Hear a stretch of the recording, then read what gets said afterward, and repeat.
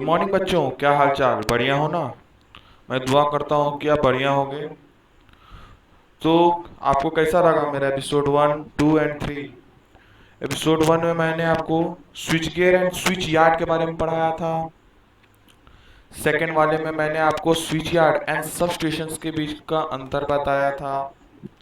और तीसरा जो कि कल एक लेक्चर गया है जिसमें मैंने आपको सब स्टेशंस में जो भी कंपोनेंट्स होते हैं उसके बारे में कुछ डिटेल्स दिया था। इस लेक्चर से हम लोग हर एक कंपोनेंट को थोड़ी डिटेल में पढ़ेंगे।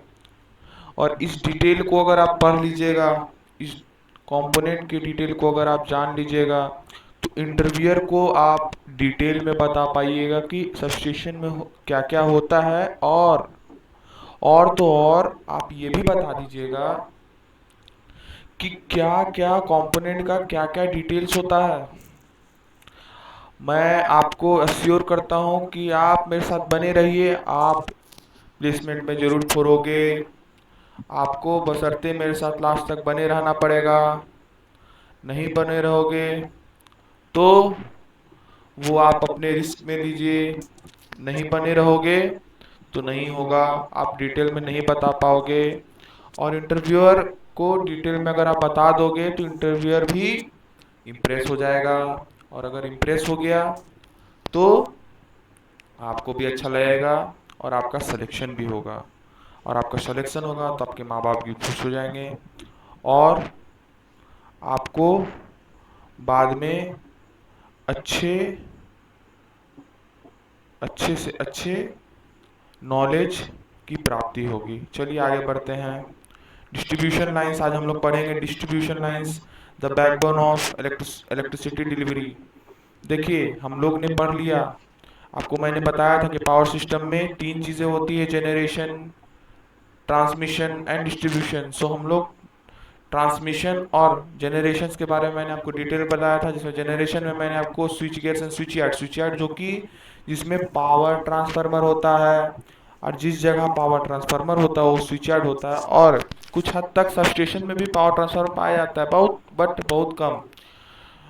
मेनली पावर ट्रांसफार्मर आपका स्विच यार्ड में पाया जाता है। और स्विच यार्ड का ये कैरेक्टरिस्टिक्स भी होता है कि वहाँ हाई वोल्टेज बहता है, तो वहाँ हाई वोल्टेज के लिए पावर ट्रांसफार्मर लगाया जाता है, क्योंकि हाई ट्रांसफार्मर को और हाई करना है, स्टेप अप करना है। वोल्टेज को स्टेप अप इसलिए करते हैं ताकि लॉसेस कम हो सके। आप मेरे पिछले वीडियो में जा करके उससे रेफरेंस ले सकते हो।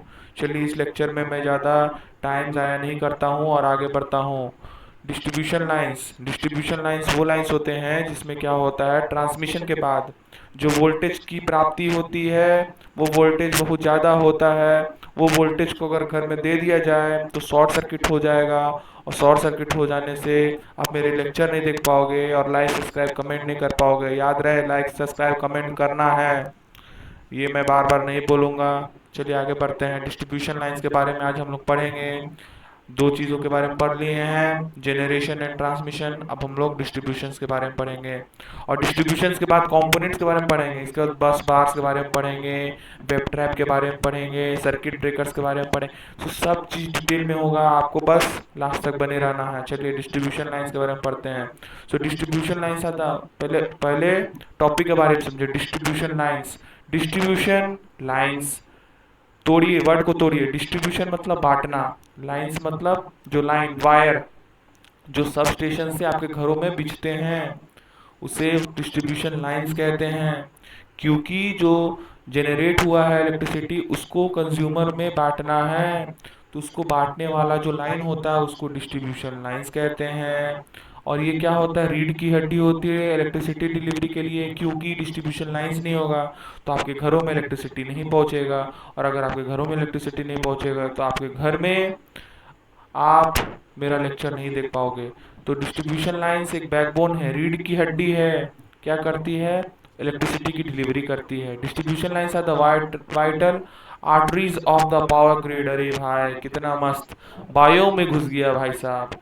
बायो में आपने पढ़ा है, नहीं पढ़ा है तो मैं बता देता हूँ। हार्ट होता है दिल, दिल से खून, खून की खून खून फिल्टर होता है, या खून का क्या होता है, सर्कुलेशन होता है। और वो सर्कुलेशन किसके थ्रू होता है, आर्टरीज, पतले पतले वेन्स के थ्रू आपका ब्लड पूरे बॉडी में घूमता है। अब वो क्या है, वेन्स है। तो उसी तरह यहाँ पर जनरेशन कौन कर रहा है, जनरेटिंग स्टेशन कर रहा है। और वेन्स किसको बोला जाएगा, डिस्ट्रीब्यूशन लाइंस, क्योंकि ये डिस्ट्रीब्यूशन लाइन जहाँ जहाँ जरूरत है वहाँ वहाँ इलेक्ट्रिसिटी भी पहुँचा रहा है। तो distribution lines are the vital arteries of the power grid. Power grid का वाइटल आर्टरीज है carrying electricity from the sub station to homes, businesses and industries. जैसा कि मैंने आपको बताया वही चीज़ यहाँ लिखा हुआ है। They form the final stage in the journey of electricity. ये इलेक्ट्रिसिटी को फाइनल स्टेज तक पहुंचाता है, लास्ट स्टेज तक पहुंचाता है। आप देख सकते हैं, आप वो इलेक्ट्रिसिटी यूज कर रहे हो तो आप फाइनल स्टेज में, फाइनल स्टेज का एक कंज्यूमर हो, तो फाइनल स्टेज में आप ही यूज कर रहे हो इलेक्ट्रिसिटी का। तो डिस्ट्रीब्यूशन लाइंस क्या कर रहा है, स्टार्टिंग से वहाँ जनरेट हो रहा है वहाँ से फाइनल स्टेज तक पहुंचा रहा है। डिस्ट्रीब्यूशन लाइंस नहीं, ट्रांसमिशन, आप गलत सुने। ट्रांसमिशन लाइन से आएगा, ट्रांसमिशन लाइंस क्या करेगा, डिस्ट्रीब्यूशन लाइंस को दे देगा, थमा देगा। रिले देखो, रिले रेस, एक बैटन लेकर के कोई दौड़ता है और क्या करता है, कुछ दूर के बाद दूसरे आदमी खड़े रहते हो, बैटन आप देते हो, वो दौड़ने लगता है उसे। ठीक उसी तरह जनरेटिंग स्टेशन में बनता है, वो ट्रांसमिशन लाइंस के पास जाता है through step up transformer, step up करेगा लॉसेस को कम करने के लिए ट्रांसमिशन लाइन से। फिर क्या होगा, डिस्ट्रीब्यूशन लाइन को देगा through step down transformer, voltage को कम कर करके डिस्ट्रीब्यूशन लाइंस को देगा, और डिस्ट्रीब्यूशन लाइंस आपके घरों तक पहुंचाएगा। ठीक है। They form the final stage in the journey of electricity from generation to consumption. Generation से कंजम्पशन के बीच में ये बहुत इंपॉर्टेंट रोल प्ले करता है। Ensuring reliable and efficient power delivery करने का एफिशिएंसी को भी बढ़ा देता है और टिकाऊ भी बनाता है to every corner of our society. ठीक है, चलिए आगे बढ़ते हैं। यहाँ तो आपको क्रिस्टल क्लियर समझ में आया होगा कि डिस्ट्रीब्यूशन लाइंस क्या होता है। मैंने आपको एक पहला एपिसोड, दूसरा एपिसोड और तीसरा एपिसोड में बहुत कुछ ऐसा बता दिया है कि अब आपको जो अगर वो पहला, दूसरा और तीसरा एपिसोड आपने देखा होगा तो ये चीज़ आपको सारा कुछ समझ में आ रहा होगा। चलिए आगे बढ़ते हैं। देखिए डिस्ट्रीब्यूशन लाइंस कैसे होता है, आपके घरों के आसपास में देखिए इस तरह से पोल होते हैं, और पोल में क्या होता है, ये जो वायर है, यही वायर में क्या हो रहा है, करंट, वोल्टेज, कम वोल्टेज क्या होता है, इससे बहते हैं। क्या मैंने क्या बोला था, जनरेट होता है तो वोल्टेज ज़्यादा होता है, और जो वोल्टेज जो निकलता है जनरेट होकर के, उस वोल्टेज को और बढ़ा दिया जाता है स्टेप अप ट्रांसफार्मर का यूज़ करके या पावर ट्रांसफार्मर का यूज़ करके। इसलिए बढ़ा दिया जाता है ताकि power loss, I square R loss कम हो जाए। ट्रांसफार्मर का पावर कांस्टेंट होता है, पावर कांस्टेंट होता है तो वोल्टेज बढ़ाने से करंट घटता है, करंट घटने से आई स्क्वायर आर लॉसेस घटेगा, आई स्क्वायर आर लॉसेस घटेगा तो लॉसेस घटेगा। लॉसेस घटने के बाद वो ट्रांसमिशन लाइंस के थ्रू डिस्ट्रीब्यूशन सबस्टेशन के पास पहुंचता है। डिस्ट्रीब्यूशन सबस्टेशन में एक स्टेप डाउन ट्रांसफार्मर होता है, वो स्टेप डाउन ट्रांसफार्मर क्या करेगा, लाइन जो भी वोल्टेज आ रहा है उसको और कम कर देगा। क्यों करता है, क्योंकि हम लोग को कम वोल्टेज की जरूरत होती है बाबू, कम वोल्टेज की जरूरत होती है, तो कम वोल्टेज करके दे देगा, और वो कम वोल्टेज क्या होगा, हमारे घरों में पहुंच जाएगा। वही है, तो कम वोल्टेज जो स्टेप डाउन कर देगा तो क्या होगा, यही सब वायर में कम वोल्टेज बहेगा, और यही कम वोल्टेज बहते बहते आपके घरों में ये सब जो वायर दिख रहा है घरों में पहुंचेगा। चलिए आगे बढ़ते हैं। What is distribution lines. बोलेगा सर पागल हो गए हो, कितना बार पढ़ाओगे यही सेम चीज, आप मुझे फर्स्ट सेकंड थर्ड में पढ़ाए थे। चलिए मैं फिर से पढ़ा देता हूँ। Distribution lines are the critical component of electrical power systems responsible for delivering electricity to the end user. मतलब क्या कि डिस्ट्रीब्यूशन लाइन से क्रिटिकल कंपोनेंट होता है इलेक्ट्रिकल पावर सिस्टम का। हाँ बहुत इंपॉर्टेंट है, क्योंकि इसी से इलेक्ट्रिसिटी डिलीवरी होता है, हम लोग के घरों में इलेक्ट्रिसिटी पहुंचता है। Responsible for delivering electricity to the end user. हम लोग एंड यूजर है, हम लोग फाइनल स्टेज में इलेक्ट्रिसिटी को लेते हैं और कंज्यूम करते हैं, तो we are the end user. So distribution lines plays a crucial role in power system, and it gives the electricity to the end user, that is us. We consumes the power, therefore the distribution line give power to us। ठीक है, they are the final link in the chain that connect power generation to the homes, businesses and industries that rely on electricity। देखिए हम लोग electricity पे dependent हैं, हम लोग कुछ भी काम करते हैं उसमें इलेक्ट्रिसिटी का बहुत बड़ा योगदान होता है। हम लोग का कपड़ा कपड़ा आयरन नहीं होता तो हम लोग इलेक्ट्रिकल आयरन यूज़ करते हैं जिसमें इलेक्ट्रिसिटी की ज़रूरत होती है। हम लोग खाना पकाना हो तो हम लोग इलेक्ट्रिकल हीटर का यूज़ करते हैं तो उसमें भी इलेक्ट्रिसिटी की यूज़ होती है। हम लोग को गर्मी लगता है तो हम लोग फैन का यूज़ करते हैं, उसमें भी इलेक्ट्रिसिटी की यूज़ होती है। So we need and we are dependent on electricity. So हम लोग इलेक्ट्रिसिटी को कैसे ले सकते हैं?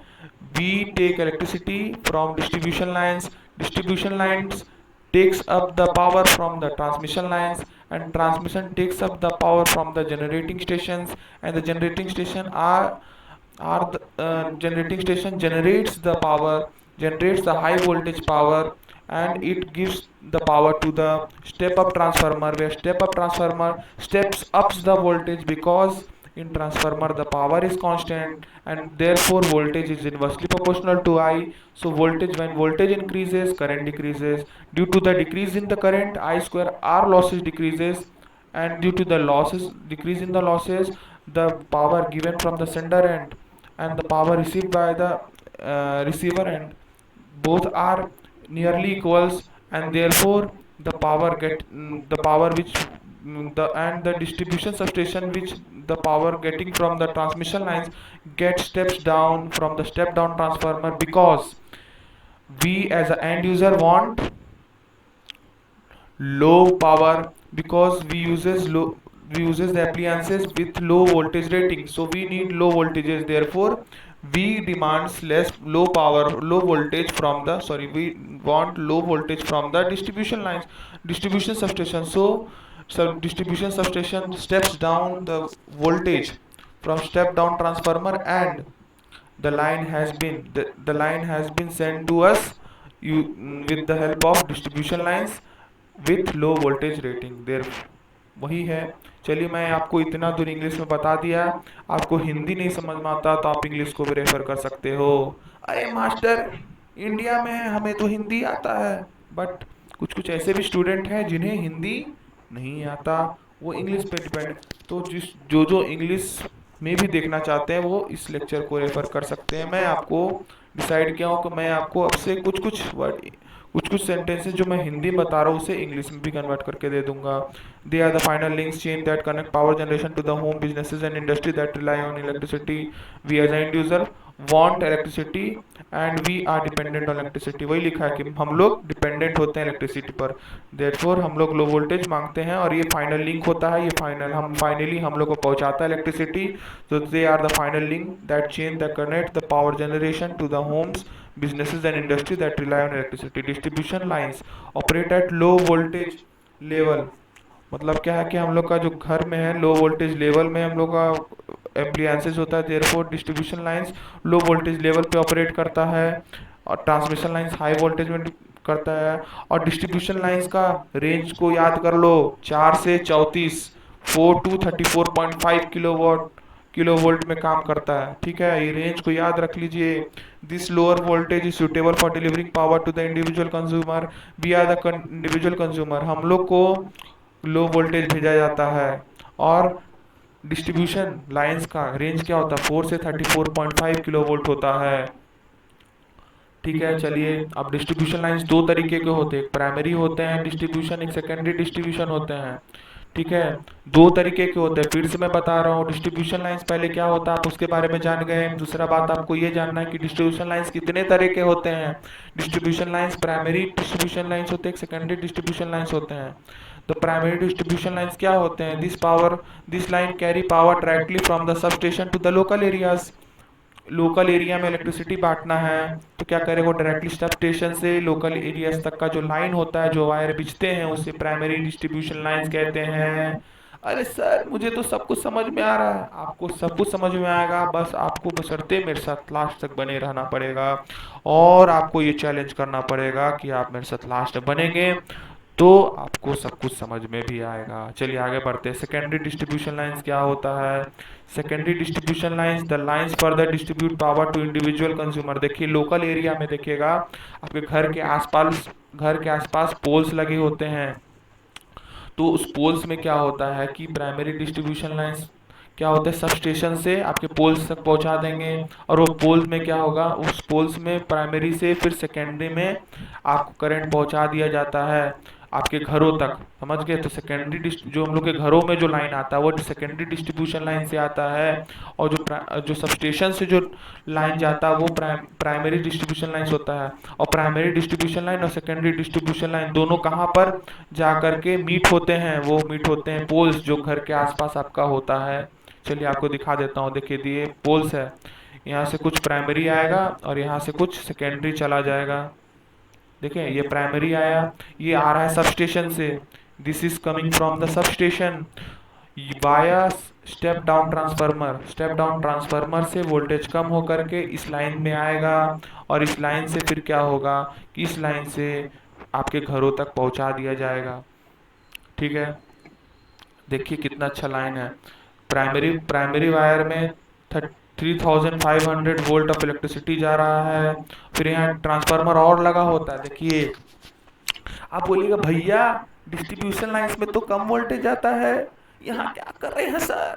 देखो प्राइमरी वायर में, प्राइमरी लाइन में ज़्यादा वोल्टेज भेजने का कारण आपका आपका क्या था कि आपके पावर लॉसेस को कम करना था। यहाँ पावर लॉसेस कम करके फिर ट्रांसफार्मर लगा दिया जाता है और सेकेंडरी वायर में भेज दिया जाता है।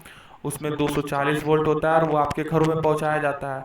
और ये सब पोल्स आपके घरों के आसपास होते हैं। अगर आपके घर से दूर होंगे तो क्या होगा, आपका एक इंटरव्यूअर क्वेश्चन बन रहा है। इंटरव्यू का क्वेश्चन, अगर पोल्स आपके घर से दूर में होंगे तो वायर बड़ा चाहिए होगा आपके घर तक पहुंचाने के लिए। उस वायर में रेजिस्टेंसेज होंगे और कम वोल्टेज है तो कम वोल्टेज की वजह से करंट ज़्यादा होगा। करंट ज़्यादा होगा तो I square R loss. I square मतलब आई का और बढ़ोतरी, पहले तो आई ज़्यादा था ही और ज़्यादा बढ़ जाएगा तो लॉसेस बढ़ जाएगा और आपके घरों में जितना वोल्टेज चाहिए होगा उतना वोल्टेज नहीं पहुंच पाएगा। चलिए आगे बढ़ते हैं। डिस्ट्रीब्यूशन लाइंस की ज़रूरत क्यों पड़ी, इसलिए पड़ी क्योंकि हम लोग को घर में कम वोल्टेज की ज़रूरत होती है। तो कम वोल्टेज कौन करके देता है, sub station, distribution sub station करके देता है। और डिस्ट्रीब्यूशन सब स्टेशन क्या करेगा, उसके अंदर सब स्टेप डाउन ट्रांसफार्मर होता है और स्टेप डाउन ट्रांसफार्मर आपके वोल्टेजेस को, ट्रांसमिशन लाइन से जो वोल्टेजेस आ रहे हैं उसे कम कर देगा और वो कम कर करके आपके घरों में पहुंचा देगा ताकि आप वो लो वोल्टेज अप्लायंसेस को चला सके। तब यहाँ टाइप्स ऑफ डिस्ट्रीब्यूशन लाइंस तो आप लोग पढ़ लिए, प्राइमरी और सेकेंडरी। अब उसको हम लोग थोड़ा डिटेल में पढ़ेंगे। Distribution lines can be categorise into primary and secondary line based on their function and voltage level. हम समझ गए हैं। The choice of the line type depend on the specific need of the area being served. मतलब कि ये line को किस basis पे तोड़ा जाता है कि कैसा नीड है। समझ गए। तो प्राइमरी डिस्ट्रीब्यूशन लाइन क्या होता है, the line carry power directly from the sub station to the local areas. मैंने आपको बताया था। The operate at higher voltage level, ये हायर वोल्टेज लेवल होता है इसमें और इसमें कम वोल्टेज लेवल होता है। यहाँ भी लिखे this line further distribute power to the individual customer on homes. ये क्या करेगा, पोल से आपके घरों तक लाइन पहुंचाएगा। और ये क्या करेगा, लो वोल्टेज लेवल पे काम करेगा, है ना। और ये क्या करेगा, हाई वोल्टेज लेवल पे काम करेगा। डिफरेंस देख रहे हो।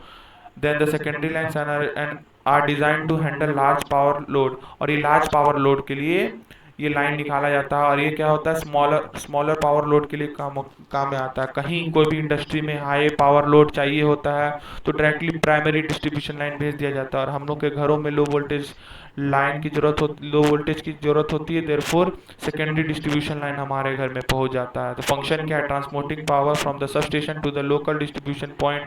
लोकल डिस्ट्रीब्यूशन पॉइंट मतलब, लोकल डिस्ट्रीब्यूशन पॉइंट बोलने का मतलब लोकल में जो आपका सामने में जो पोल लगा वहां तक के प्राइमरी डिस्ट्रीब्यूशन लाइन पहुंचाएगा। और सेकेंडरी डिस्ट्रीब्यूशन लाइन क्या करेगा, वो क्या करेगा, प्राइमरी लाइन टू इंडिविजुअल आपके जो पोल से आपके घरों में पहुंचाएगा।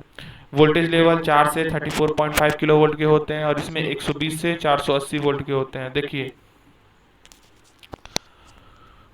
सॉरी वोल्ट में होते हैं। ये देखिए किलो वोल्ट है। अरे बाबू पागल हो गए हो, यहाँ किलो वोल्ट और यहाँ वोल्ट है। कंफ्यूज मत हो। बोल रहे हैं 4 किलो वोल्ट और यहाँ बोल रहे 120 किलो वोल्ट। भाई 120 किलो वोल्ट समझ रहे हो, यहाँ 4 किलो वोल्ट से 34.5 किलो वोल्ट होता है और वो 120 से 480 वोल्ट होता है, depending on the load and the geographical area. बोलने का मतलब है कि जैसा जैसा रिक्वायरमेंट होगा उसी के हिसाब से इसका क्या होगा, वो लाइन में आपका वोल्टेज बहेगा। किसी किसी में 4 किलो वोल्ट बहेगा, किसी किसी में 34.5 किलो वोल्ट बहेगा। जैसा डिमांड है, जैसा जियोग्राफिकल एरिया है, उसी के हिसाब से वोल्टेज भेजा जाएगा। इसमें भी वही है कि जैसे जैसे सर्विस रिक्वायर्ड होगा, टाइप्स ऑफ सर्विस रिक्वायर्ड, उसी के हिसाब से आपके 120 वोल्ट भी हो सकते हैं, 480 वोल्ट भी हो सकते हैं। Often use as overhead conductor और poles and tower, but underground cables can are increase used in urban areas. बोलने का मतलब ये है कि ये ओवरहेड लाइंस में ज़्यादातर होता है, पोल्स तक पहुंचता है या फिर टावर्स तक पहुंचता है। बट अंडरग्राउंड केबल्स में क्या होता है, अर्बन एरियाज में ज़्यादा पाया जाता है। तो इसमें इसमें भी हो सकता है, पाया जा सकता है। इसमें क्या लिखा, यूजुअली यूज अंडरग्राउंड केबल्स और overhead cables on on poles depending on the area and local regulation. जैसा रिक्वायरमेंट होगा उसी के हिसाब से ओवरहेड केबल्स लगाया जाएगा या पोल्स में लगाया जाएगा, ठीक है, या अंडरग्राउंड केबल से भी किया जाएगा, जैसी ज़रूरत वैसे काम। चलिए आगे बढ़ते हैं। ओवरहेड डिस्ट्रीब्यूशन लाइंस क्या होता है। अब आपको मैं डिस्ट्रीब्यूशन लाइंस आपको मैंने दो तरीका का बताया, primary distribution line and secondary distribution line. और अब हम on the basis of location, या ऊपर या तो नीचे, उसके हिसाब से ओवरहेड डिस्ट्रीब्यूशन लाइन होता है, एक अंडरग्राउंड डिस्ट्रीब्यूशन लाइन होता है। तो हम लोग ओवरहेड डिस्ट्रीब्यूशन लाइंस के बारे में पढ़ेंगे। Overhead distribution line are the most common type of distribution lines. They are constructed using conductor suspended on poles और टावर्स। देखिए क्या होता है कि ओवरहेड डिस्ट्रीब्यूशन लाइंस बहुत ही कॉमन, ये आप सब जगह देखोगे भैया, ये सब जगह होता है। ये आपके घरों के आसपास भी होगा, ये आपके घर स्कूल के आसपास होगा, ये आपके कॉलेजेस के आसपास होगा। आप पोल्स में देखिएगा ऊपर से वायर जा रही है, आप सब जगह देखिएगा। और ये इसीलिए इसको बोलते हैं most common type of distribution line है, ये आपको सब जगह मिलता है। और जो ग्राउंड अंडरग्राउंड डिस्ट्रीब्यूशन लाइन है, ये अर्बन एरियाज, मेट्रो सिटीज, ये सब जगह में आपको मिलेगा, ठीक है। तो ये कंस्ट्रक्ट होता है पोल्स और टावर्स में, सस्पेंडेड होता है। इसमें क्या होता है, कंडक्टर्स जो तार होते हैं वो क्या होंगे, एक एक पोल, मान लीजिए देखिए ये है, ये एक टावर है, ये दूसरा टावर है, इन दोनों के बीच में आपका कंडक्टर होगा, समझ गए। देखिए कुछ इस तरह से ये ये एक पोल हुआ, मेरे ये वाला उंगली एक पोल हुआ, और ये वाला एक पोल हुआ। देखो दोनों के बीच में वायर है, इसी तरह एक सस्पेंडेड रहेंगे, समझ गए।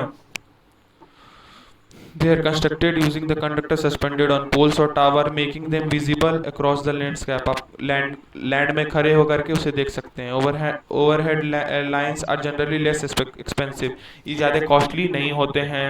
और और क्या होता है, अंडरग्राउंड लाइंस जो होते हैं वो महंगे होते हैं। कौन सस्ता होता है भैया, ओवरहेड लाइंस। ये आपका एक इंटरव्यू क्वेश्चन बन गया कि आप ओवरहेड लाइंस मोस्ट कॉमन क्यों होते हैं, because it is cost effective, मतलब ये कम एक्सपेंसिव होते हैं, लेस एक्सपेंसिव होते हैं। और इससे हम लोग इस कहीं भी फॉल्ट हो जाए तो हम लैंड से देख सकते हैं कि कहाँ फॉल्ट हुआ है। और अंडरग्राउंड में उसके लिए आपको सेंसर्स लगाना पड़ेगा, कहाँ फॉल्ट हुआ है उसे आइडेंटिफाई करना पड़ेगा। But they are also more suitable to damage. हाँ देखिए, वेदर कंडीशन में जहाँ बारिश में क्या होता है, कभी पेड़ गिर जाता है या कुछ होता है, तो इसमें डैमेजेस होने की चांसेस ज़्यादा होती है, वही लिखा है।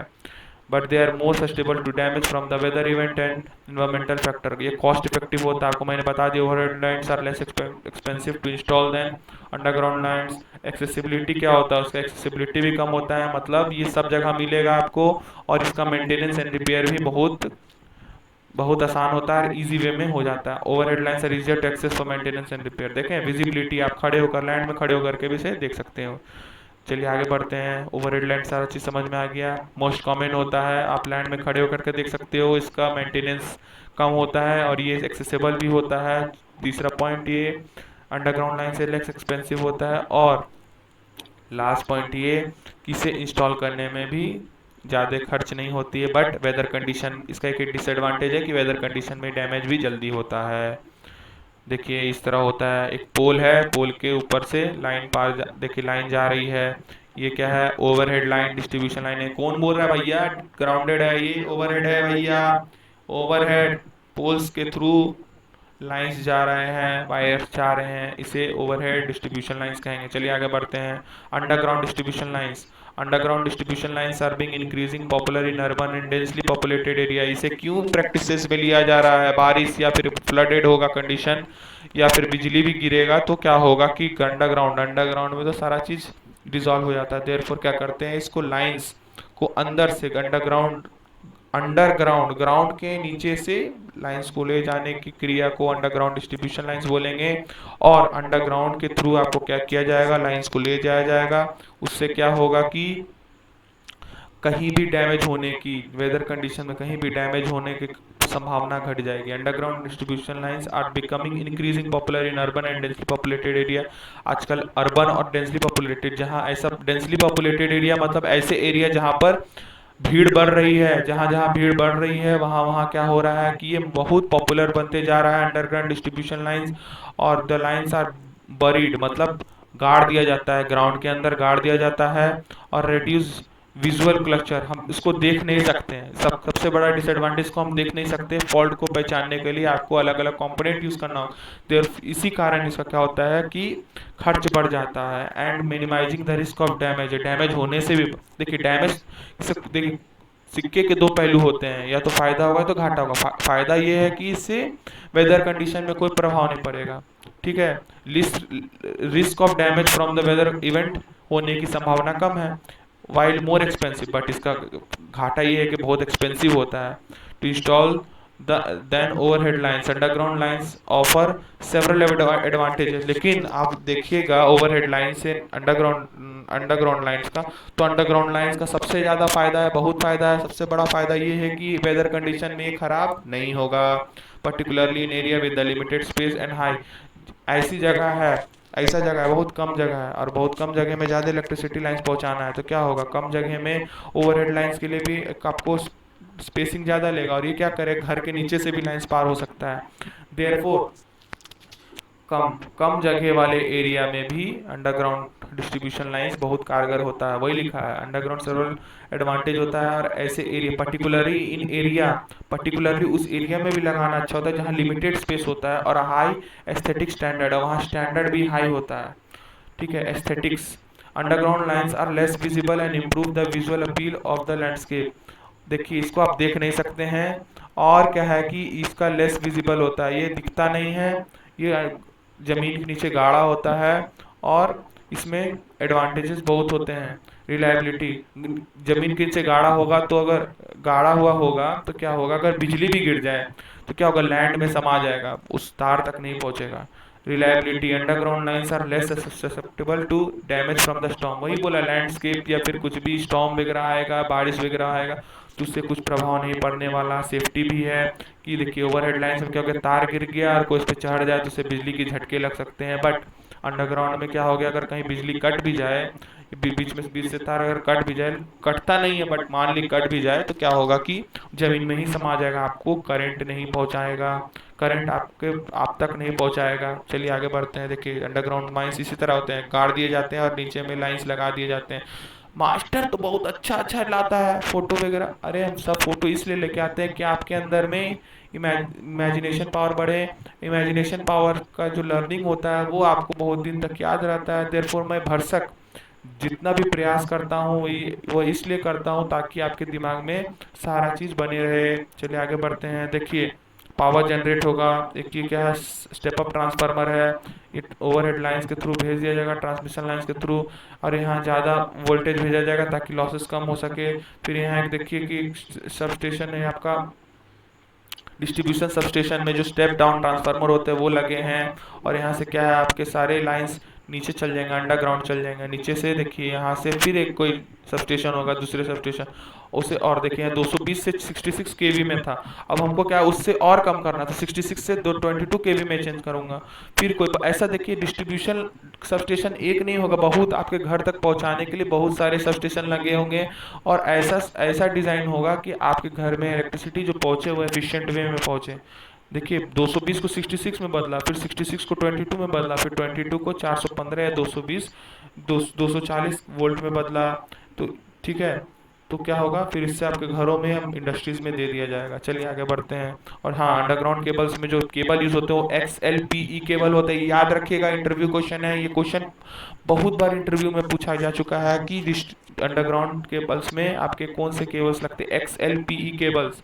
उसके बारे में भी मैं लेक्चर निकालूंगा केबल्स एंड कंडक्टर्स में, सारे केबल्स के बारे में बताऊंगा और फायदे बताऊंगा। चलिए आगे बढ़ते हैं।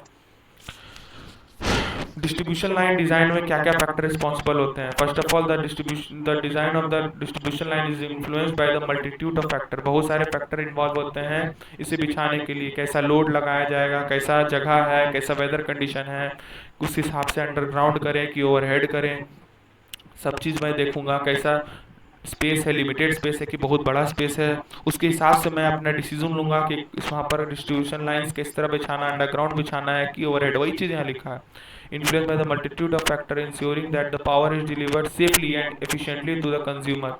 और ऐसा ऐसा करना है कि हम लोग एफिशिएंटली और सेफली इलेक्ट्रिसिटी कंज्यूमर तक पहुंच जाए, उसमें कुछ ज़्यादा डैमेज ना हो, कॉस्ट भी कम लगे। This factor influence the type of load.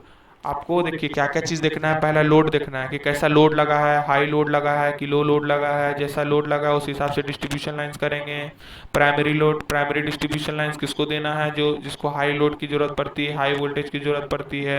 और जो सेकेंडरी जो डिस्ट्रीब्यूशन लाइंस होती है उसे किसे देना है, जैसे हम लोग के घरों में जो पहुँचते हैं लाइंस, वो सबको लो वोल्टेज लाइन, वो लो वोल्टेज की जरूरत होती है। देयरफॉर हम लोग उसमें सेकेंडरी डिस्ट्रीब्यूशन लाइंस भेजते हैं। ठीक है। The graphical terrain and the population density and the environmental consideration. Population कैसा, पॉपुलेशन की डेंसिटी कैसी है, ज़्यादा पॉपुलेशन है, लिमिटेड एरिया है तो हम लोग अंडरग्राउंड को यूज़ कर लेंगे। इन्वायरमेंटल कंसिडरेशन, बिजली वगैरह ज़्यादा वहाँ बारिश होता है या फिर कहीं ज़्यादा वहाँ बिजली गिरता है तो उसे हम लोग अंडरग्राउंड कर देंगे, या नहीं तो ओवरहेड में ही यूज़ कर लेंगे। लोड, पहाड़ों वाले एरिया में हम लोग अंडरग्राउंड नहीं कर सकते कि पहाड़ों वाले एरिया में क्या होता है कि जो लैंड होता है वो बहुत कठोर होता है और उसको खुदाई करना बहुत मुश्किल होता है। देयरफॉर हम लोग वहाँ ओवरहेड लाइंस को यूज़ कर लेते हैं। Load, the types and the amount of power demand determine the size and capacity of the distribution lines. जैसा लोड होगा उसके हिसाब से डिस्ट्रीब्यूशन लाइंस का साइज को भी बढ़ाया जाएगा या घटाया जाएगा, या उसका कैपेसिटी को भी बढ़ाया जाएगा या घटाया जाएगा। वोल्टेज को बढ़ाना घटाना, देखिए बहुत सारे ऐसे होते हैं जगह जहाँ पर क्या होते हैं डिस्ट्रीब्यूशन लाइन बहुत दूर में लगे होते हैं, उसके लिए क्या किया जाता है, वोल्टेज हाई भेजा जाता है ताकि आपके घरों तक एफिशिएंटली कम वोल्टेज पहुंचे, बीच में जो भी लॉसेज हो वो कंज्यूम हो जाते हैं। ठीक है। Terrain, the topology of the land, land कैसा है, length and the configuration of the line as well as the type of the pole and the tower. ठीक है। कैसा पोल है, कैसा टावर है, उस हिसाब से आपका डिस्ट्रीब्यूशन लाइन डिस्ट्रीब्यूट किया जाता है। वो लाइन्स को कैसे रखना है, कैसे नहीं रखना है। पॉपुलेशन डेंसिटी सब मैं पढ़ा चुका हूँ, इसीलिए मैं ज़्यादा डिटेल में नहीं जा रहा हूँ। High population density areas often require मोर फ्रिक्वेंट ब्रांचिंग। जैसा देखिए पॉपुलेशन डेंसिटी एरिया है तो कंज्यूमर्स भी ज़्यादा होंगे तो उसमें क्या होगा, ब्रांचेस भी ज़्यादा होंगे। कोई इधर जा रहा है, कोई उधर जा रहा है, कोई उधर जा रहा है, कोई उधर जा, तो ब्रांचेस बहुत ज़्यादा हो जा रहे हैं। तो उस हिसाब से सब डिसीजन ले करके तब बताया जाता है कि अंडरग्राउंड या ओवरहेड। अगर ओवरहेड कर रहे हैं तो ब्रांचेस ज़्यादा होंगे तो उसके सेफ्टी के लिए भी बहुत सारे इक्विपमेंट्स लगे होंगे, कॉस्ट बढ़ेगा। समझ गए। High high population density area, इसीलिए हाई पॉपुलेशन, जहाँ भी हाई पॉपुलेशन होता है वहाँ पर हम लोग अंडरग्राउंड कर लेते हैं ताकि जो ओवरहेड में जो कॉस्ट जा रहा है वो अंडरग्राउंड में ये हो जाए कि अंडरग्राउंड जो ट्रांसमिशन, अंडरग्राउंड जो आपका ये होता है डिस्ट्रीब्यूशन लाइन्स होता है वो बहुत ही सेफ होता है एंड बहुत ज़्यादा ही उसका एडवांटेज होता है। High population density area often require more frequenting branches and substation leading to denser distribution network. Environmental consideration, distribution line design must minimize the environmental impact such as avoiding sensitive ecosystem और minimizing electromagnetic interference। बोलने का मतलब ये है कि distribution ने environmental impact जिस तरह होगा, इन्वायरमेंटल इम्पैक्ट कम करने के लिए डिस्ट्रीब्यूशन लाइन डिज़ाइन ऐसा किया जाएगा ताकि वहाँ पर कम से कम इंटरफेरेंस हो। क्योंकि देखिए डिस्ट्रीब्यूशन लाइन के साथ कम्युनिकेशन लाइंस भी जाते हैं। आप देखिए यहाँ बता रहा हूँ, दिखाता हूँ। देखिए कुछ, देखिए phone and cable TV line, phone and cable TV line service to home, मतलब क्या है, देखिए इसमें कम्युनिकेशन लाइंस भी जाते हैं। तो क्या होगा कि कम्युनिकेशन लाइंस होगा तो ज़्यादा ज़्यादा वोल्टेज भेजिएगा तो इलेक्ट्रोमैग्नेटिक इंटरफेरेंस, इसका क्या होगा, मैग्नेटिक फील्ड बनेगा, वायर्स जो जा रहे हैं उसके मैग्नेटिक फील्ड में कम्युनिकेशंस लाइन लाइन जाए, कम्युनिकेशन लाइंस उसके मैग्नेटिक फील्ड या मैग्नेटिक फ्लक्स के बीच में आएंगे, तो उसमें इंटरफेरेंस होगा, तो उसके हिसाब से कैसा डिस्टेंस रखना है, क्या करना है, कैसा इन्वायरमेंटल कंसिडरेशन है, सबको आपको सबको देखना पड़ेगा, मॉनिटर करना होगा, और उस हिसाब से आपको डिसीजन लेना होगा कि क्या करना है। चलिए डिस्ट्रीब्यूशन लाइन के कंपोनेंट के बारे में हम लोग समझते हैं कि डिस्ट्रीब्यूशन लाइंस में क्या क्या कंपोनेंट होते हैं। डिस्ट्रीब्यूशन लाइन का comprises a diverse range of component, इसमें बहुत सारे कंपोनेंट्स लगे होते हैं, और ये क्या करते हैं, इलेक्ट्रिसिटी को कंज्यूमर तक पहुंचाते हैं। ठीक है, the components are carefully selected, हर एक कंपोनेंट को ऐसा ऐसा सिलेक्ट किया जाता है ताकि हम लोग का फर्स्ट ऑफ ऑल कॉस्ट बच सके, दूसरी सेफली सेफली सारा चीज़ इलेक्ट्रिसिटी लाइन से थ्रू इलेक्ट्रिसिटी हम लोग के पास पहुंच सके, सब चीज़ देख करके, सब चीज़ देख करके एंड मॉनिटर करके डिस्ट्रीब्यूशन लाइंस के थ्रू इलेक्ट्रिसिटी भेजा जाता है। Distribution line comprises a diverse range of components, each playing a crucial role in delivering electricity to consumers. These components are carefully selected and integrated to ensure the reliability and safety of the power system. Power system में safety बनी रहे और reliable भी रहे, टिकाऊ भी रहे, ऐसा नहीं कि 10 दिन बाद खराब हो जाए। ठीक है, conductor the primary component carrying electricity through lines, conductor जो होता है वो प्राइमरी कंपोनेंट है, ये पहला कंपोनेंट है जो क्या करता है, इलेक्ट्रिसिटी को कहाँ तक पहुँचाता है, लाइंस में पहुँचाता है, इलेक्ट्रिसिटी को लाइन से पहुँचाएगा, और वो लाइंस कहाँ तक पहुँचेगा, हम लोग घरों तक पहुँचेगा। और जो लाइंस बने होते हैं वो कॉपर और एल्युमिनियम के बने होते हैं। पोल्स एंड टावर्स, पहला तो कंडक्टर, तार, तार नहीं रहेगा तो इलेक्ट्रिसिटी नहीं पहुंचेगा। दूसरा पोल, पोल और टावर नहीं रहेगा तो उसको झुलाओगे कैसे, आप उसको नीचे से ही ले जाओगे। सेफ्टी भी देखना है, सब चीज़ देखना है, टिकाऊ भी रहना चाहिए। तो पोल्स एंड टावर्स की वो जो structural support for conductor, conductor को क्या करेगा, स्ट्रक्चरल सपोर्ट देगा। ये वुड या स्टील या कंक्रीट के बने होते हैं, आपने स्टील का देखा है और कंक्रीट का भी देखा है ना। वुड का आपने देखिए, वुड का इस तरह होता है, देखिए ये वुड का है, ये जो चीज़ है ये वुड का है, तो वुड के भी बने होते हैं। ठीक है, आप switches, fuses and circuit breaker, ये जरूरी है सेफ्टी के लिए, सेफ्टी भी जरूरी है, पावर सिस्टम में सेफ्टी रहना बहुत जरूरी है। सेफ रहोगे तभी तो जिंदे रहोगे, अगर आप सेफ नहीं तो आप जिंदा नहीं रह पाओगे। तो स्विचेस की जरूरत होती है, जब जरूरत पड़े तो ऑन ऑफ कर दिया जाए। फ्यूजेस की जरूरत होगी जब ज़्यादा करंट बहने लगे, अचानक से ज़्यादा करंट बह रहा है भैया, तो उससे तो रोकना पड़ेगा ही। रोकने के लिए हम लोग फ्यूजेस की यूज़ करते हैं, सर्किट ब्रेकर का यूज़ करते हैं। सर्किट ब्रेकर कैसे, सर्किट ब्रेकर का काम ये होता है, कहीं भी फॉल्ट आ जाता है, कहीं भी पेड़ गिर जाता है, तो उसमें इलेक्ट्रिसिटी सेंटर एंड से तो इलेक्ट्रिसिटी लगातार भेजा जा रहा है। सेंटर एंड बोलने का मतलब स्टेप डाउन ट्रांसफार्मर से तो वोल्टेज लगातार भेजा जा रहा है। अगर कहीं भी फॉल्ट आएगा तो करंट बहेगा। अगर मान लिए उस तार में अगर कोई पैर रखते या कुछ भी कोई छू ले तो उससे शॉक लग सकता है, तो शॉक लगने से क्या होगा, आप मर सकते हैं। तो उस सेफ्टी के लिए क्या किया जाता है कि ओवर करंट या फिर कभी वैसा हो जाए कि करंट बहने लगे तो क्या होगा कि सर्किट ब्रेकर उसे बंद कर देगा, ट्रिप कर देगा, ठीक उसी टाइम जैसी फॉल्ट होगा उस लाइन में करंट जाना बंद हो जाएगा।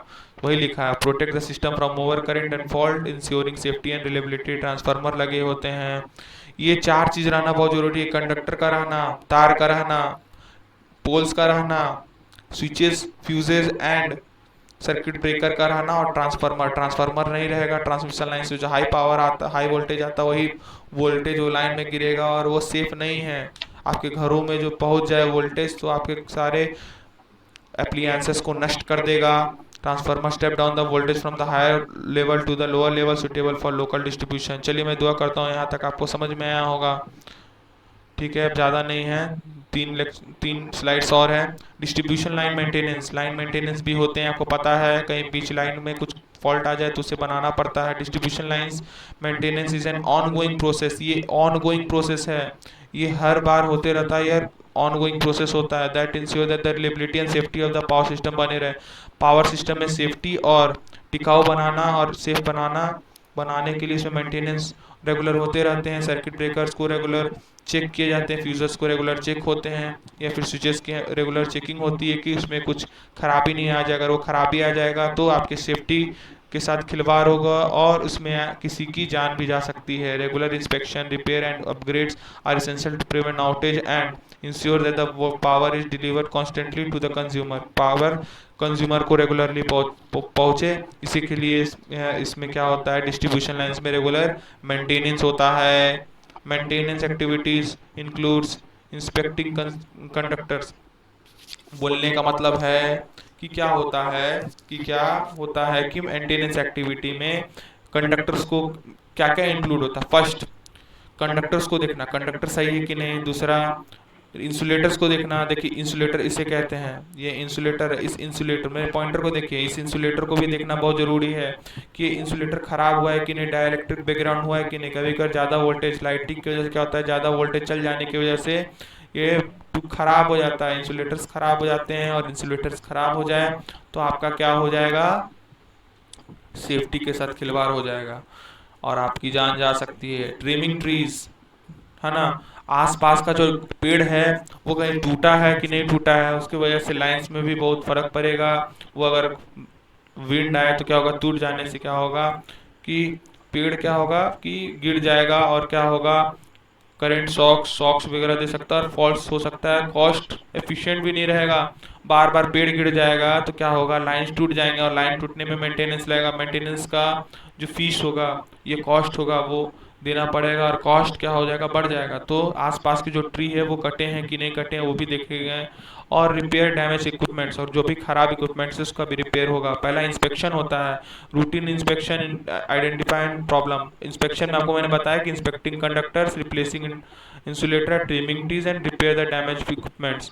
ठीक है, routine inspection identify and potential problems such as damage conductor और द फॉल्टी इंसुलेटर। आपको इंस्पेक्शन में देखना पड़ता है कि कंडक्टर डैमेज, वायर जो है कहीं डैमेज है तो नहीं, या फिर इंसुलेटर डैमेज है तो नहीं, वो इंस्पेक्शन होता है। फिर इंस्पेक्शन करने के बाद अगर कुछ निकल जाए डैमेज तो उसका क्या होगा, रिपेयर होगा। डैमेज कंपोनेंट आर रिपेयर्ड और replace to restore the lines functionality and safety, ताकि लाइन अच्छे से काम हो सके, एफिशिएंट वे में आपको घर में लाइन पहुंच सके। दूसरा चीज़ ये कि सेफ भी हो। Upgradation, upgrades are implemented to improve. और उसमें क्या होगा, अपग्रेडेशन भी होगा, मतलब कि जो पहले वो कंडक्टर यूज़ कर रहे थे उससे लॉसेज ज़्यादा हो रहा, चलो वो कंडक्टर को ही हटा देते हैं और नया कंडक्टर लगा देते हैं, वो भी देखा जाएगा। आपको क्या किया जाएगा, वो वायर को हटा दिया जाएगा और नया वायर। तो अपग्रेडेशन, जैसे जैसे मॉडर्न टेक्नोलॉजी आ रहा है, आपका इको फ्रेंडली चीज़ें बन रही है कि इन्वायरमेंट में ज़्यादा ज़्यादा डिसएडवांटेज ना दे और कॉस्ट एफिशिएंट भी हो। अगर मैं किसी को बिजली भेज रहा हूँ तो मुझे भी फायदा होना चाहिए और आपको भी फायदा होना चाहिए, वो भी देखा जाएगा। तो upgrades are implemented to improve efficiency, capacity and reliability and ensuring that the system meets the future demand. ताकि जैसे जैसे ट्रेंड बदलते जा रहा है, अपग्रेड होते जा रहा है, उसी तरह इलेक्ट्रिसिटी की भी अपग्रेडेशन होनी पड़ेगी, करनी पड़ेगी, और हम लोग का भी अपग्रेडेशन होना जरूरी है। चलिए, चैलेंजेस क्या होते हैं डिस्ट्रीब्यूशन लाइन करने के लिए। Managing the distribution line prevent numerous challenging stemming from the ageing infrastructure. First of all, infrastructure बनाने में बहुत बड़ा चैलेंज होता है, पोल्स। फिर फिर कंडक्टर को सिलेक्ट करने का सबसे बड़ा चैलेंज होता है। फिर वोल्टेज को घटाना, वो भी एक बहुत बड़ा चैलेंज है। बहुत चैलेंजेस है। चलिए आगे पढ़ते हैं। Managing distribution lines present numerous, मतलब डिस्ट्रीब्यूशन लाइंस को मैनेज करने के लिए आपके पास न्यूमरस चैलेंजेस हैं। ये सालों, steaming from ageing infrastructure. First of all, infrastructure देखा जाता है, उसमें चैलेंजेस होते हैं। इवॉल्विंग कस्टमर नीड, कस्टमर का नीड धीरे धीरे बढ़ते जा रहा है, वो भी एक चैलेंज है कि कस्टमर को सही वोल्टेज एफिशिएंट वे में इलेक्ट्रिसिटी पहुंच जाए, वो बहुत बड़ा चैलेंज है। And the increasing importance of renewable energy integration, और बहुत से घरों में क्या हो रहा है, रिन्यूएबल एनर्जी का यूज़ हो रहा है, तो उसका भी डिस्ट्रीब्यूशन लाइन के साथ बहुत बड़ा लिंक है। आप डिस्ट्रीब्यूशन लाइन के साथ उसे लिंक कर सकते हैं। तो रिन्यूएबल एनर्जी इंटीग्रेशन, इंटीग्रेशन मतलब जुड़ाव रिन्यूएबल एनर्जी के साथ, इसका बहुत ही बड़ा ये है, लिंकेज है। This challenge require innovative solution, और ये सब चैलेंजेस आता है तो धीरे सॉल्यूशन दिया जाता है। और सॉल्यूशन एक टाइम ऐसा आएगा, जैसे आप देखिए कुछ आपके साथ होता है तो आप डिसीजन लेते हैं और आप सॉल्यूशन निकालते हैं। सॉल्यूशन, आप जब एक्सपीरियंस हो जाएंगे सॉल्यूशन देने में तो क्या होगा, आप इनोवेटिव सॉल्यूशंस को खोजेंगे। वही लिखा है, this challenge require innovative solution. Challenge को क्या चीज़ की रिक्वायरमेंट होती है, इनोवेटिव सॉल्यूशन की जरूरत होती है। और ऑनगोइंग इन्वेस्टमेंट्स, और जो आप इन्वेस्टमेंट कर रहे हैं उसकी भी जरूरत होगी। To ensure reliable and the sustainable power systems, ताकि हम लोग के घरों में एफिशिएंट वे में reliable and sustainable power system पहुंचे। फर्स्ट ऑफ ऑल जो चैलेंज है वो एजिंग इंफ्रास्ट्रक्चर है। Many distribution lines were build decades ago. ऐसा होता है कि डिस्ट्रीब्यूशन लाइंस 10 साल 20 साल पहले का जो बना होता है उसे उसे मैनेज करना, उसको मेंटेन करना, उसको रिपेयर करना, ये बहुत बड़ा चैलेंज है। Ageing infrastructure, many distributive lines were build decades ago requiring upgrades and replacement to ensure their continued operation. समझ गए? बहुत पुराने पुराने बने हैं तो उसमें कुछ कुछ रिप्लेसमेंट करना पड़ता है और उसमें रेगुलर मेंटेनेंस करना पड़ता है। इंक्रीजिंग डिमांड, धीरे धीरे क्या हो रहा है, डिमांड इंक्रीज हो रहा है, ये भी बहुत बड़ा चैलेंज है। The growing demand for electricity fuelled by population growth, population का जो ग्रोथ हो रहा है जिसकी वजह से हम लोग का डिमांड भी बढ़ रहा है बाबू, डिमांड भी बढ़ रहा है। आप ज़्यादा काम कर रहे हो, पहले आप लैपटॉप मोबाइल का यूज़ नहीं करते थे, अब लैपटॉप मोबाइल का यूज़ कर रहे हो, मतलब डिमांड, अब इलेक्ट्रिसिटी का डिमांड और बढ़ रहा है क्योंकि नए नए इलेक्ट्रॉनिक्स का इन्वेंशन हो रहा है and technology advancement put pressure on the existing distribution lines. अब क्या होगा, इंटीग्रेशन ऑफ रिन्यूएबल एनर्जी, चलिए इसके बारे में पढ़ते हैं। Integrating distribution generation from renewable energy, solar panels का लगना require careful planning and coordination. Coordination मतलब कि डिस्ट्रीब्यूशन लाइंस में क्या होता है कि जहाँ से जनरेट हो रहा है वहाँ से आ रहा है। अब क्या आपके घरों में भी सोलर पैनल लगा है, अब क्या करिए सोलर पैनल के साथ वो लाइन आ रहा है, दोनों को लगा देते हैं। उससे क्या होता है कि वो आपका सोलर पैनल तो उतना एनर्जी बनाता है जितना आप यूज़ नहीं कर पाते हैं, तो कुछ एनर्जी वापस डिस्ट्रीब्यूशन लाइन्स के पास चल जाएगा और वो इलेक्ट्रिसिटी को किसी दूसरे को दे दिया जाएगा। उससे क्या होगा, आपका भी कॉस्ट बचेगा और उसका भी कॉस्ट बचेगा। ये भी एक बहुत बड़ा चैलेंज है, इसको कोऑर्डिनेट वे में काम कराना। सोलर पैनल में जो करंट आ रहा है उसको भी मेंटेन करना, उसको रेगुलर मेंटेनेंस करना और इसमें भी मेंटेनेंस करना। ठीक है, चलिए आगे बढ़ते हैं। अब डिस्ट्रीब्यूशन लाइन कॉन्फ़िगरेशन, ये बहुत बड़ा चीज़ है। Distribution line can be configured with various ways, कैसे कैसे इसका कॉन्फ़िगरेशन बोलने का मतलब कैसा कैसा डिस्ट्रीब्यूशन लाइंस का पैटर्न होता है, किस तरह से लगाया जाता है।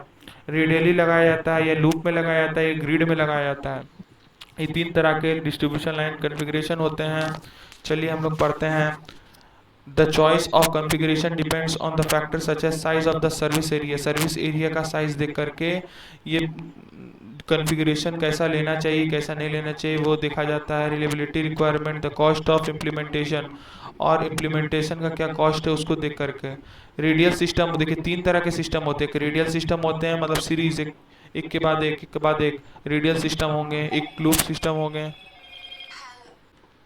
चलिए थोड़ा लैग आ गया था, मैं आपको आगे बढ़ाता हूँ। आपको मैं बताया था distribution line configuration. Distribution line configuration बोलने का मतलब कि डिस्ट्रीब्यूशन लाइन को इस तरह से लगाना, ये कॉन्फ़िगरेशन करना ताकि क्या हो सके कि कुछ लाइन में कुछ फॉल्ट्स आ जाए तो हमको कंटिन्यूस इलेक्ट्रिसिटी का फ्लो मिलते रहना चाहिए। तो इसमें तीन तरह के सिस्टम होते हैं, एक रेडियल सिस्टम, एक लूप सिस्टम और grid system. Distribution lines can B configured in various ways, इसका कुछ अपना अपना डिसएडवांटेज है और एडवांटेजेस है, और इसका अपना अपना सर्विस एरिया बोलने का मतलब कि अगर एक जगह खराबी आ जाए तो दूसरे से हमको लाइन मिल रहा है कि नहीं उसके हिसाब से बांटा गया है। रिलेबिलिटी मतलब ये टिकाऊ है कि नहीं। कॉस्ट ऑफ इम्प्लीमेंटेशन, किसका कॉस्ट कैसा लगेगा उस हिसाब से भी बांटा गया है। रेडियल सिस्टम मतलब कि एक सबस्टेशन से आपको एक ही लाइन मिल रहा है, अगर उसमें कहीं फॉल्ट आ जाए तो सबस्टेशन अपना जिम्मा नहीं लेगा। खराब आ जाए तो आप दो तीन लाइन, बस दो तीन दिन आप बिना लाइन के रहिए, बिना इलेक्ट्रिसिटी के रहिए, वही है। This is the simplest configuration, सबसे सिंपल कॉन्फ़िगरेशन रेडियल सिस्टम होता है।